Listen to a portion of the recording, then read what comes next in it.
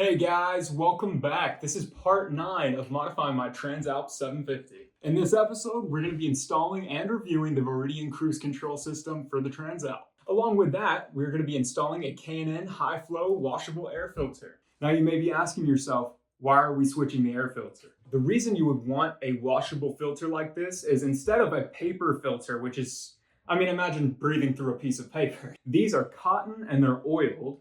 So it catches the dust particles and it allows more air to pass through. And the way you can tell if they're still clean is you hold it up to the sun. And if you can see light through it, which I can, that means they're clean. I've used these on quite a few of my vehicles, ranging from diesel trucks to go-karts to my Corvette. A filter like this, if well maintained, will last the life of the bike. Now, if you've watched part 8 of the series, which will be linked in the corner along with in the description, you'll know that we installed a heated grip system from Honda along with fairing wind deflectors among other parts. So if you plan on installing the Veridian Cruise and you also are considering getting heated grips, the K&N filter, or the fairing wind deflectors, I would suggest doing it all at once just to make your life a little easier, because in the process of installing the Veridian Cruise Control, we are going to be accessing the locations needed to get to all of these parts. So I haven't received this next product yet, but I'm going to tell you what it is. That is the Honda Comfort Seat, and I am so excited. You look at all these aftermarket seats and they're like $800 and you're thinking, why? Why? This is $100-something. I have back issues. This is going to be a huge help for me, I hope. I'll let you know and I'll show you later on, but I'm quite excited. I reached out to Veridian Cruise here, and I was able to secure you guys a discount code for 12% off at checkout using code Tailbo. And this applies to any Veridian Cruise Control system, not just the Transalp. So if you are getting it on a different bike, you can still use my code. So let's get all these parts installed. All right, y'all. So the first thing we're going to be doing here is removing this seat, then disconnecting our battery.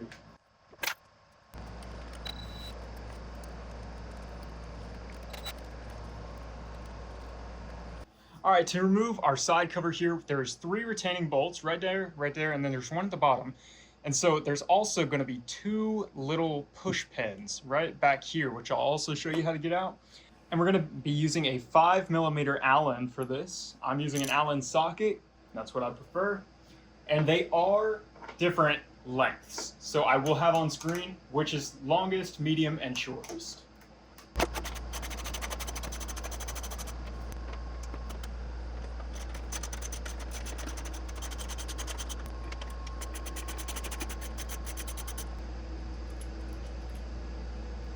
Now looking towards the front of the bike, right here and right here, there's going to be 2 little retainers. So you're going to get your poking stick of choice, and in the center you'll see a little dot in here. So what I'm going to do is push this inward, right? And then you can pull it straight out and hopefully not onto the floor like I did. But it's super easy. Easier if you have longer fingernails than I do. And just like that, they're out. All right, so there's going to be a series of clips on here that we need to pull out in order to get it off the bike.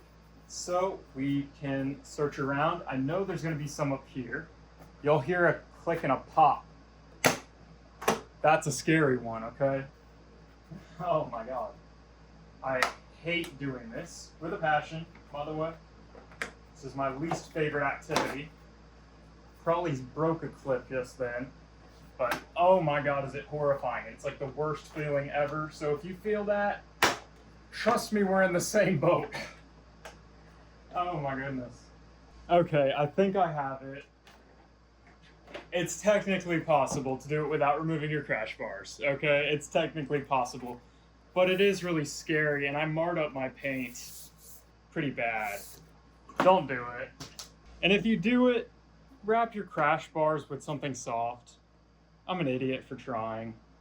Coming back here, we're going to start removing this plastic along with the other side. It's also a 5mm Allen.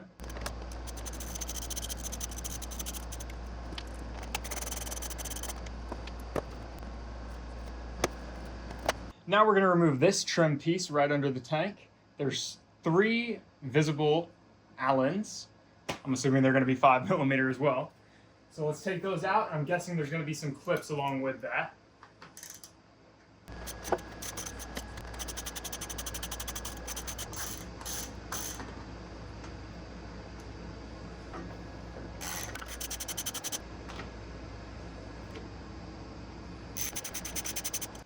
All right, so there ended up being 4 little Allen cap screws.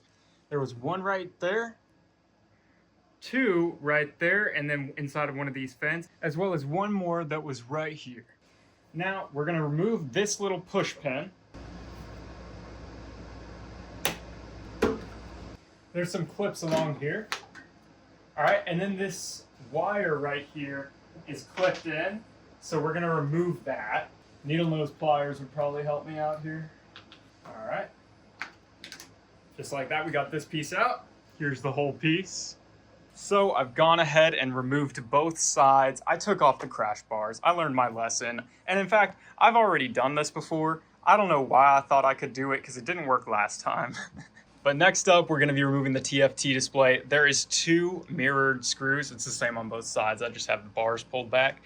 So there's 2 mirrored Allen screws. I believe those are gonna be a 5mm again, and then 2 more push pins, and we're gonna pull out the screen. You should probably have a plastic clip remover tool, makes things easier. And we're going to be unplugging the TFT and just pulling this out. And then after that, we're going to remove the tank shelter.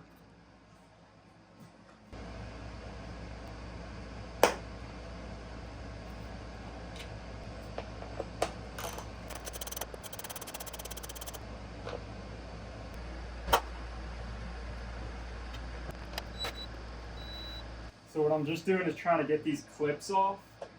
So I'm gonna slide this in here, see if I can work my way down. There should be a couple clips along the whole, well, don't do that, first of all. And you can pop out this bottom piece. And I know there's some clips up here, so let's just try and see if we can pop these off.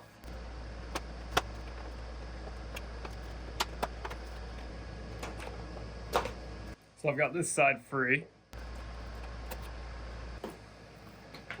There we go. So we're gonna slide this back. There is going to be a plastic shroud. For me, it was not on all the way. And we're gonna pull off this clip to the meter screen. So if you have a 12-volt adapter here, the wire is gonna run back here. So we're gonna try and pull this off as well.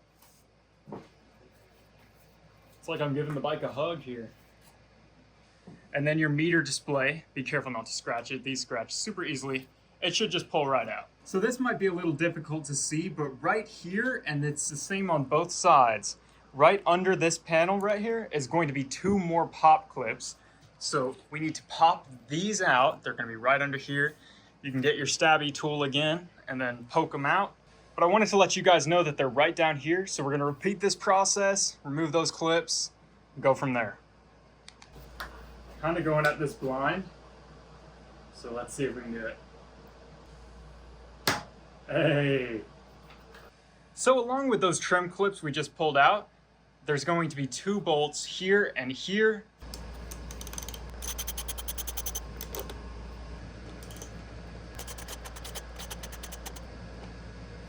So to remove this, I accidentally broke a clip. We push backwards on both sides and it should pop out of the retainers. See how I just pulled backwards and it's gonna come right up? Be careful not to scratch your tank with this. So on both sides, there's going to be these 2 wires. We're going to pull them up and out of each side, and then we can gently pull up and out, trying not to scratch anything. And just like that, we have our piece out, and we can see the tank fully now. So now that we've got all those trim pieces taken off, there's going to be some hidden bolts to lift the tank. And so we're just lifting it. We're not removing it fully. So if you come to the front of the bike, looking down towards the tank, you're gonna see this bolt right back here. We're gonna remove that. There's one on either side. I've got an extension. I'm gonna try not to mess anything up. Try to get as straight of a shot on this as you can. Did I strip it? Okay, it's moving. We're good. It's a really scary bolt to get at. I'm gonna pull this bolt out as best as I can. I might need to grab a magnet. And I'm gonna repeat on the other side. So back here was where our first set of bolts were on either side, right? So right under this, there's going to be another bolt. This is a 8mm. I'm using a 1/4 inch socket with an extension just so I can get back here and not scratch anything.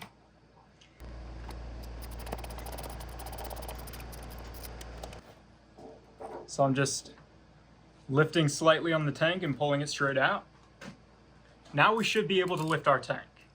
All right, you guys, I've gotten the tank hung. This is to keep you from overextending your tank and pulling out any wires or crushing any connectors down there. So what I did is, remember those bolts we just took out? I pulled out this bushing, which comes out real easily like that. I found a ratchet strap that fits through that, and I've hung it to my ceiling like that. Now, you may find a different solution, but as long as you're not overextending this little strap here, see how there's no tension on it really? You should be okay. Now we can access our air filter, which is where we're gonna replace it with the K&N filter down here. Okay, so I've gone ahead and taken off the airbox cover, just so I could give you a better demonstration of what you need to do to remove it. It was quite difficult to see. You're gonna have 9 total screws. Don't forget there's going to be one, it's sort of hidden down here, so you won't really see it. But yes, there is a screw here that is holding it on. So you're gonna wanna remove all these screws. But before you start pulling, there is a connector in the back. And so the wire is going to run up through here, wrapped, pull it out, and then pull it out. And then you can disconnect the wire. So here is our air filter, and this is the inside of the air box. So we're gonna have 5 screws. So let's get into removing this.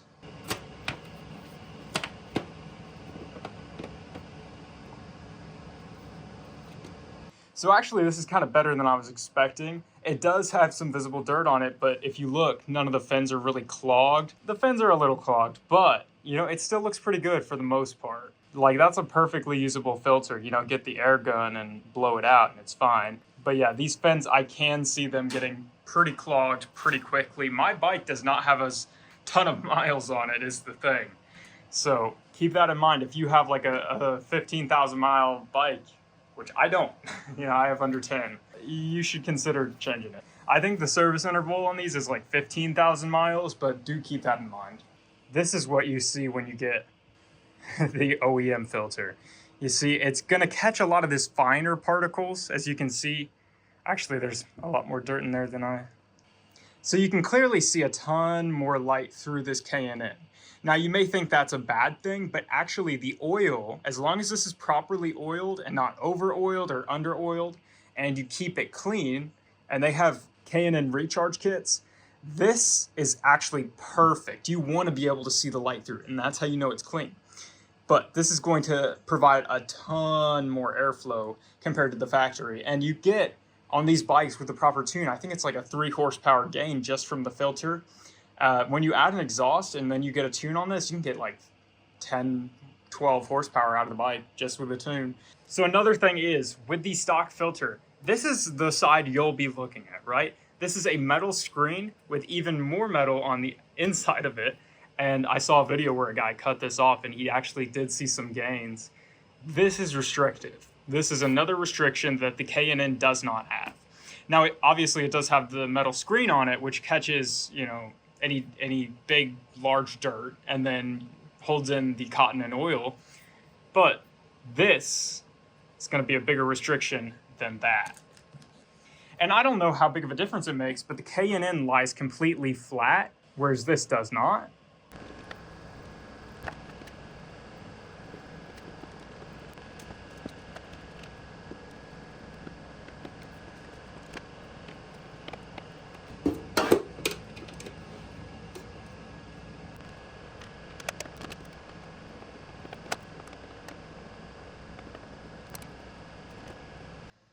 Alright, so what we're going to do is we're going to grab this connector. It's going to be tucked back here, and it will be wrapped in electrical tape. You're going to want to remove the electrical tape. There's going to be a little push pin connector that's right in here. I know you can't see that too well. So there's going to be a little push pin connector inside of this little well. You just squeeze it out with a pair of needle nose pliers or whatever works for you, and you can pull this out and then push back this sheathing here so you can get access to these wires. Here are our wires. You can see we have a blue and black one, and if I am correct on this, this is what we're going to tap into for the wiring harness. All right, so before we go and tap this wire down here, you're gonna see hidden back here, there's a connector, and it's easier to just undo this zip tie. You can just get a small screwdriver and push it in the tab and pull it out. So I'm gonna pull this aside. And so you see there's a connector in here. So we're gonna unplug this, if I can. Got it. All right, so it's gonna look like this. So with your harness that you have from Veridian, you're going to connect the matching connector. It's going to be a T harness. So it goes from here and to here, bridging the gap between these two. All right, so here is the harness I have from Veridian. For convenience sake, I took off the module just so we can get it routed first. But here are the different connectors. So this end right here, this one, this is going to go to this plug down here. And this is going to go right here. And you can see there's only pins on one side, so we're just going to line that up. I don't even think it'd be possible for you to push it in the other way if you tried, but... And then we're going to take our other end and go back here into the bike. Now I'm hoping you can see this. So we're going to go back here. All right, so now we have our T connector in, bridging these two. All right, so the actual module itself is going to rest right up here. So I'm gonna make sure these are routed accordingly. That's kind of why I did this one first before doing the tap or anything, so it's not hanging off of the tap. All right, so here's our wiring. I have it all hooked up at the top here, and I've just gone ahead and routed this white connector. I'm gonna route it through here, along where this other wiring harness is, so we can hook it up later to our controller that's gonna be on the bars. So we're going to find a way to tuck this in and make it neat later on. But for now, let's move on to connecting this blue wire tap. So on the bottom of this module here, there's going to be a USB-C connector. It's got a rubber plug in it right now, but you can use that to hook it up to your Windows laptop or Android phone. Unfortunately, it doesn't support iOS or Mac, but you can use this to update the firmware, and you can use this port to make adjustments to the module itself, like speed adjustments, when to cancel, but it should come with a decent enough firmware. So on our T-tap, there's two holes. One's gonna be open where you can close this on top of it. So we're gonna use that side on the harness end right here. So over this blue one, but we wanna make sure that this hole is facing up because the other side does not have a hole, and that's for good reason. So we're gonna stick this in here when the time comes, wrap it around this blue wire right here, make sure it's all slid in. Then we can start to close it and then push down. I have my blue and black wire in here, and my purple wire, I'm just holding it down. I'm gonna clip this in right there so it can't come off anymore. So before you close this tab on this wire, you're gonna wanna grab a pair of pliers and squeeze in this little metal tab, making sure it's all the way flush down. Then you can just snip it closed. And if you're smart like me, you won't, you'll run it through this, because that was stupid. Anyways, I'm just gonna slice that open and tape it up. Doesn't matter. All right, don't make my mistakes. I'm a fool. Route the purple wire through this, because now I've gotta sketchily cut this down. All right.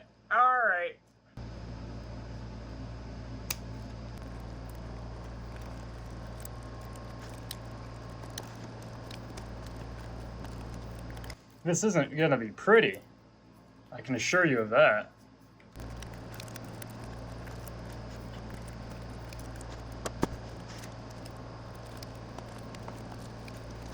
Well, it definitely looked better from the factory, not gonna lie. They are better at taping than I am, but that's okay. I think it looks beautiful. It's special to me. It's my own special little snowflake, and I love it. It'll hold. That look about right to you? Looks perfect to me. So I'm gonna tuck this back under here where it was before. And then I'm gonna pop it into this little clip right here so it stays in place, just like that. Now that's tucked out of the way. We've got that wire done. And all we have to do is hook up the controller at this point, and we're gonna hook up the diagnostic port, which is by the battery. So now you see this red cable that's coming off of here, and I never really told you guys what to do with it. So now, since we've have everything else sort of routed, what we're gonna do is we're gonna follow these lines under the tank. So we're gonna follow these hard lines under the tank, going back here. Yeah.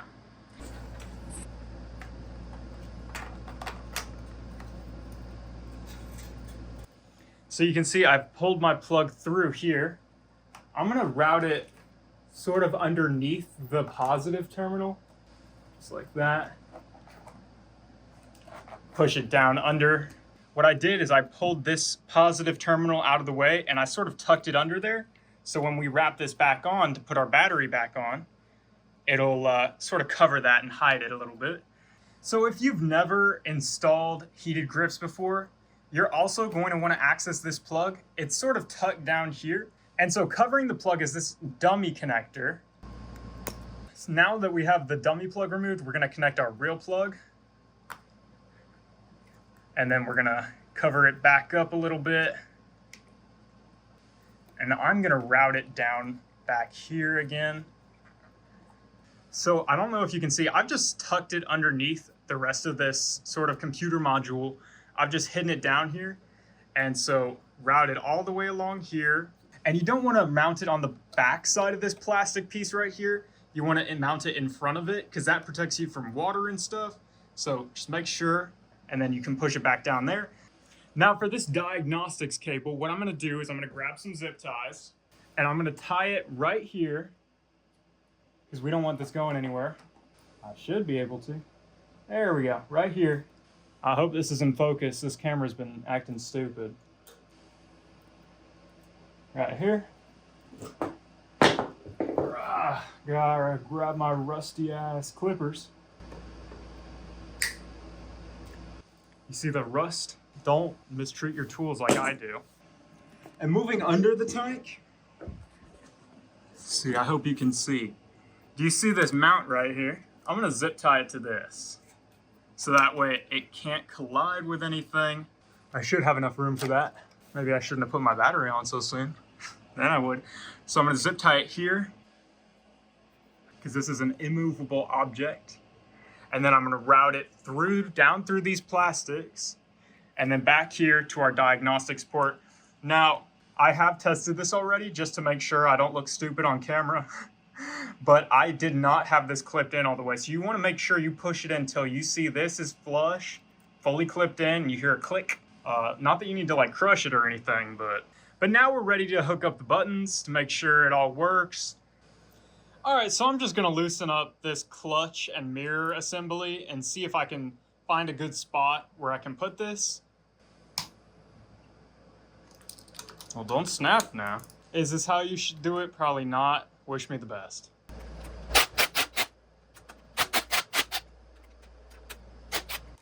There we go. Now I do suspect there's a reason I mounted it here instead of the original spot, and that is clearance. So we're gonna see if we can figure this out. I can just barely make it clear on this side of the mirror. I would like to get it on this side of the mirror, but my BARKBUSTERs are kind of in the way here. This is as far as I can get this to this side because of this connector here. And even so, I can't get it at an angle I'd like. Let me do a little figuring out. So I had to loosen the mirror and then swing the clutch up and over and then slide this in between my BARKBUSTERs. Now you would not have this problem if you didn't own BARKBUSTERs. Like if you have the factory one, I think it's just like easily goes on, to be honest with you. I kind of made my life harder with these, but I do love my BARKBUSTERs. So I swung this up and it's gonna be kind of hard to see, but there is a 3mm Allen on the bottom of this that we're gonna tighten up that keeps our button in place. It's a swinging sort of latch is the thing, you know, and it clamps down. So we're gonna tighten that up and then hopefully without damaging too much, we can move our clutch back. I'm actually gonna see if I can tilt these a little bit. Loosen it and then tilt it up so it sort of matches the rest of the buttons. Yeah, perfect. I think that's as good as I can get it. Let's see, does it move? Hey, there we go. It doesn't move. There we go, hey! I did it. Now I know you can't tell that I did anything, but I was back there with a little 3mm Allen, tightening things up, making it all work. Ignore the flash rust. Hardware on this thing is terrible. All right, so now that we've got our switch routed up, what we're gonna do, if you come back here with me, so I wanted to show you how I'm gonna route this wire for the 3-button controller. I've got it under this zip tie. You just release these by pulling up, I believe, on this tab, and then it can slide out. There's a little tab underneath here, and you can pull it tight again. But I'm gonna run it down through here. You can open up these little cable mounts by pulling up and out. Don't have enough hands for that. But I'm gonna run it. Let me see if I can get a good shot. Where I'm planning on running it is through this frame right here. If we can find it, yeah. So I just have it going back through there, and then I'm gonna pull it through. I'm gonna pull it through from here. But I think if I put it running through here, I can turn the bars in both directions full lock without any interference. So yeah, I'm gonna pull it through and then zip tie it around here so you can still see the connector. And I think that'll give me enough length on either side to turn the bars full lock. All right, so you'll notice I've made it very dark in here. And I can make it darker if you want, but then I wouldn't be able to see because it's dark out. Okay, so what we're gonna do is we've got everything hooked up. I've plugged in the TFT, I've plugged in the battery. So now we're gonna see, this has an LED indicator on the bottom. So we're gonna see what colors it pops up. And this will tell us if we have our brakes connected and all that, and the diagnostic line. So we're gonna plug it in, turn on our key, and you can see right now it is yellow. That means that it is connected properly so far. Like it's connected to the diagnostic system and all the computers are functioning normally. So if it's popping up red, that means you need to plug in your diagnostic cord. I believe that's the issue. So now we're gonna test if it's reading our brakes, our brake line signal that we hooked up. So you can see it's yellow, and we're looking for yellow and red flashing lights. There we go. That means we've hooked everything up correctly. And so you can also test your rear brake. Hope my face wasn't in there, making a stupid face. Anyways, so this just means it's in standby mode. It'll change to a different color once it's ready to activate, but it does mean that we've hooked it up correctly and we can proceed to putting these panels back on. Now, before we mount this, we are going to install the tank bolts because we're gonna zip tie it up here. But once you zip tie it, you won't be able to get to the tank bolts. So we're gonna install the tank first before finishing routing that. So I believe that's it on the wiring end. All right, so off camera, I went ahead and got these tank bolts put in, and I torqued them to 7 foot-pounds. So our tank is staying in place now, and I did that on both sides. And so now we're gonna figure out a mounting solution for the module itself. So we're gonna use zip ties that go through here, and there is a little slot. It's hard to see, but there's a little slot in there, and we're gonna run a zip tie through there and then back out through here. And hopefully that'll help us keep it in place. So let me get you on the tripod and let's try and do this. Also, I've gone ahead and put some zip ties running along the old wires that are already coming from our bar. And I've run another zip tie over here that I still need to cut. But we want it to be completely tied down. And once again, I'm gonna try and show you.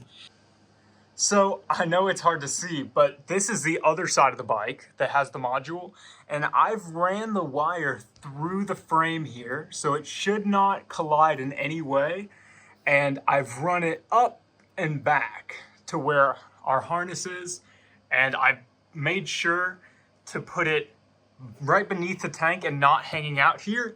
Because if it was hanging out back here, then when we turn the bars, it would hit.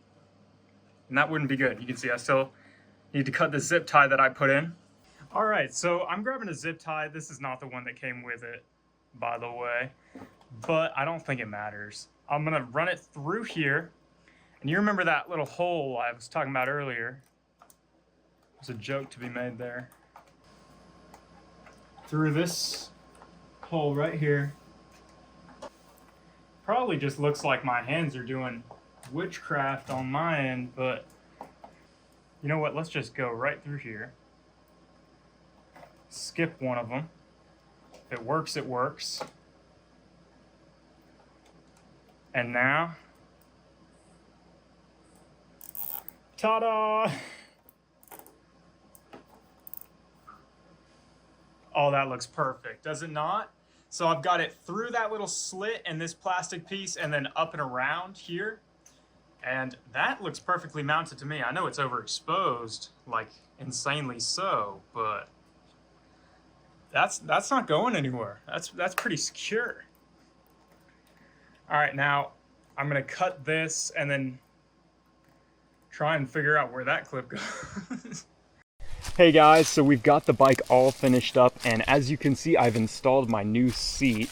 I'm gonna put a side-by-side of the original one, but this one is a whole lot taller than I had expected. It's about an inch taller, but everyone in the forums was saying that it will sink down and be only about a few millimeters or whatever taller than the original. Maybe they're saying centimeters, I don't know. They aren't speaking American, so wouldn't understand, but this one, I actually do feel a height difference, and there's a huge difference in comfort on this seat compared to the factory, and I will put a side-by-side of the height difference of the original, but this one also, the stitching goes really well with the black on red color scheme that the bike has. Like, I don't know if you see it, this looks a whole lot better. But yeah, I've been really enjoying the seat, and I have really been enjoying the cruise control. And I'm going to show you a quick tutorial on how to do your throttle relearn. So why you would need to do a throttle relearn is if you get the bike finished, right? If you're all done with everything else and you go to do your road test and suddenly you hit the set button and then your throttle just cuts, nothing else. This would be a perfect sign that this is the first thing you should do. I received a 2025 model, which was actually kind of beneficial because I could understand the wiring harness for the 25 model year. And it's the same module, but it has slightly different firmware. So I had to do a throttle relearn on my system to make it work. All right, so to do this throttle relearn, what we're gonna do is ignition on, no engine, right? And so our set button, which is right down here, we're gonna slowly hit this 5 times. So 1, 2, 3, 4, 5. Now, if you have access to see the module, you'll see that it should be blinking blue. I don't, so I'm gonna have some faith here. Now, what we're gonna do is hold the throttle all the way open and then hit cancel. Because I can't see that blinking light down there, you'll see, I mean, you can cut a port in there, like drill a little hole if you wanna see the LEDs, but it should work now. I would try that. And if it doesn't work after you do the throttle relearn, that's when you should probably contact customer support or look for any mistakes in your install. Use my video as a reference.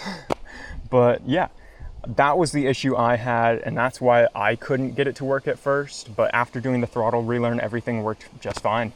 So I wanted to give you guys a quick preview of the cruise control working. So I had turned it on here, and I'm not putting my hand on the throttle at all.